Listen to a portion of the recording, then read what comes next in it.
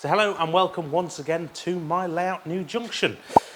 This week the progress continues apace because we continue pretty much instantly from where we left off last time. So less waffling, I'm going to go over there and show you what I've been up to.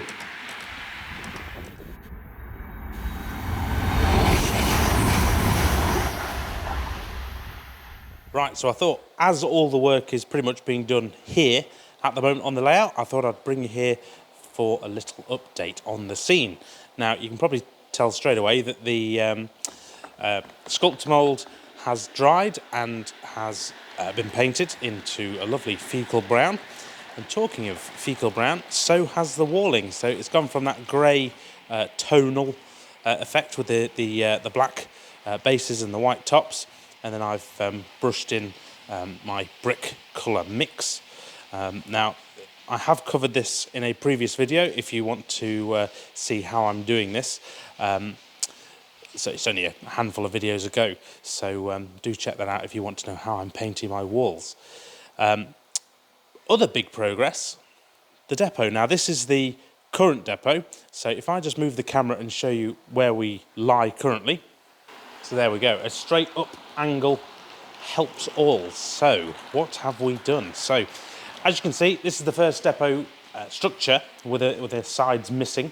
As you can see, the class 50, as an example, just sticks out at the front ever so slightly. So what I did was I said I was going to tweak the design, and here is the tweak. Now, as you can see, it's slightly longer. In real terms, it's probably just over an inch longer, and the various holes for magnets have changed. So how does that look? Let me just swap this over. This one can go over here.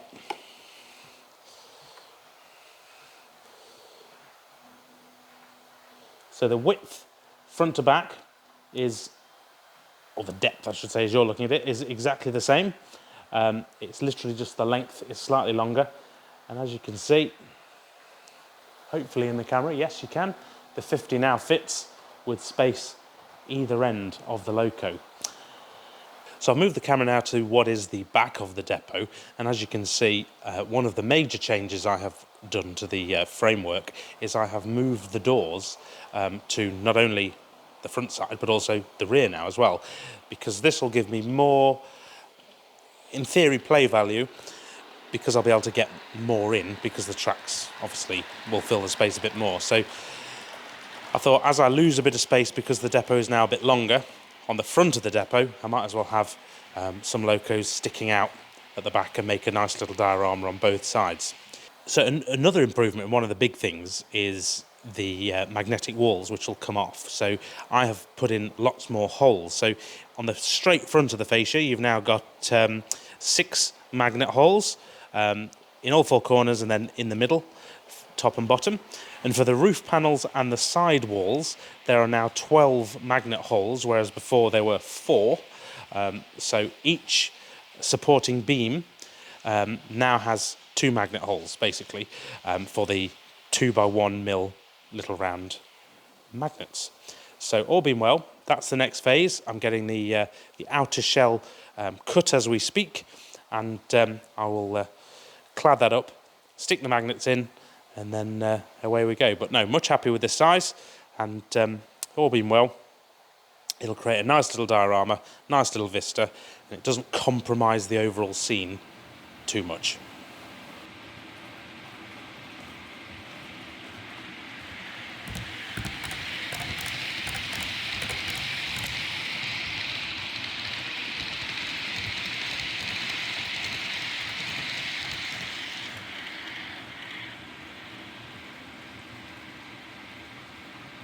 I know what we're all thinking, what am I going to do now? Because we need to swiftly get on with the progress. So what I'm going to do is take the walls back off, and I'm going to paint in the grout, because these have been matte varnished and that is dry. So I'm going to paint in the grout, and while that's being done, I'm going to add in some ground texture to the painted sculptor mould. So that's literally just going to be a case of glue and some very fine ground cover. So you know what time it is? It's time for a montage.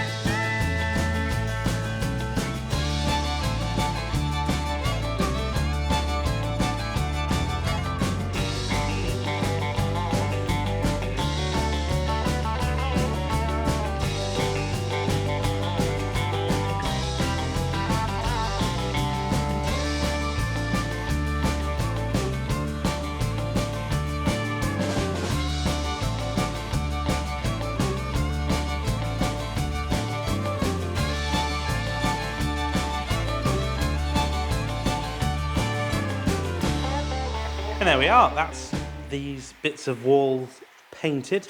Now, I really like this method because it is so almost random with the effect.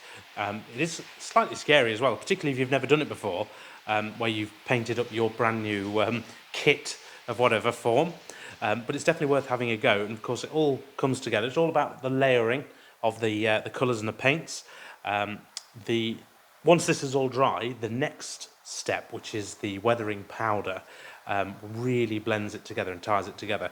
So I'm looking forward to that, because then I can stop worrying about it. But no, it's a very sort of nice and hands-on and messy method, as you've seen, and definitely worth having a go. So much so, actually, I thought I would take out my tunnel mouths and just give them an improvement. So these are currently drying because I've added the shading around the bottom and underneath the tunnels, etc. Because these are going to go through the same treatment, hopefully to bring them on a bit and improve on this scene. Right. Talking about improving a scene, let's go and talk about a corner behind me.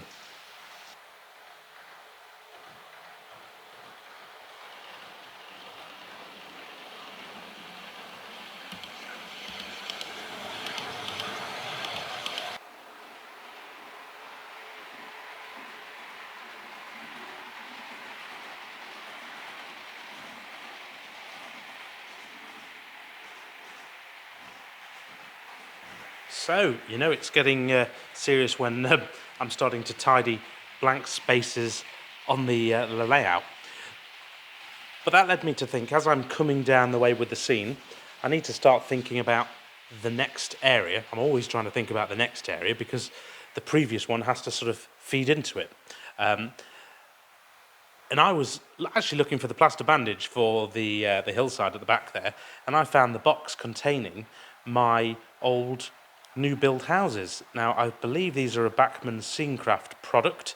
I've not seen them for a while, but I've had these for ages. I remember back in the day I had to, I think I bought the two of them from someone else, second hand, and then one was new.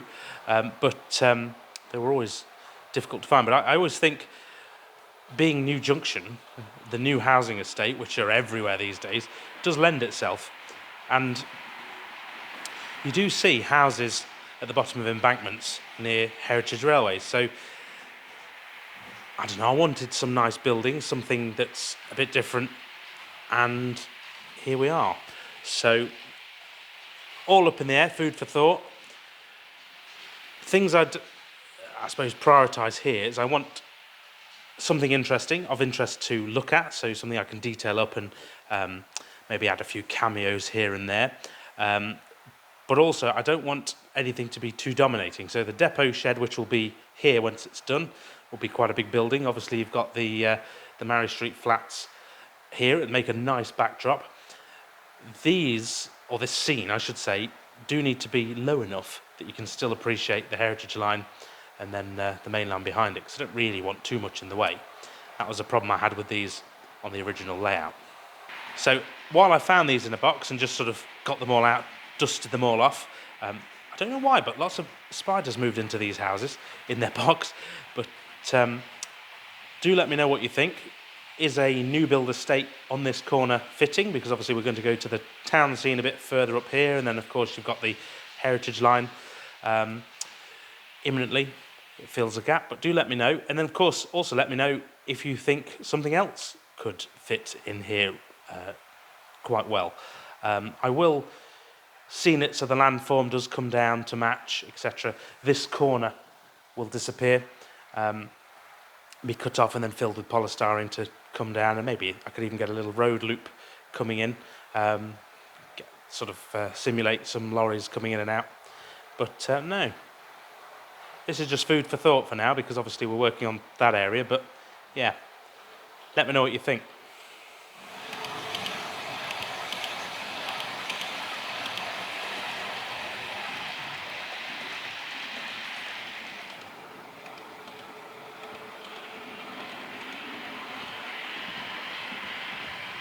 Surely must be running by now.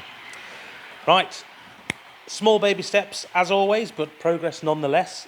So I will say thank you very much for watching, as ever. Big thank you to the channel Patreons and YouTube members. It is very much appreciated. I'm a bit stuck, really, because everything is drying that I need to continue with. So I think I will end the video here, because I'm going to go and do some more fitting of droppers to the bus wires on DCC, but that's boring and not worth filming. Right, next weekend, as you're watching this, I will be at my first exhibition officially with work, and that is a one-day show down in London at the, I had to write it down because it's a mouthful, the Beckenham and West Wickham Model Railway Club's show. It's a one-day show, and that is at the Forest Hill Boys School in London. Now that is the 14th of March if you're watching this. 2026, I should say. So if you are in the area, do come and say hello. I will be naturally on the Acura scale stand. The reason I pointed out so much is that is the, I think it's the only Central London show we do this year, or I'm going to do this year. So if you're in the area and you want to say hello or come and see some of the goodies, do pop along and say hello. Plus I've got a nice new catalogue for you all to have. Right. Oh, blimey, show season already. It's all part of the fun, and I'm actually quite looking forward to it. But yeah, I'm going to stop waffling, and I'm going to leave you there, and I'll bring you an update as soon as I can, as I get more done on the layout. So, thanks for watching. I'll see you very soon in the next one. Bye for now.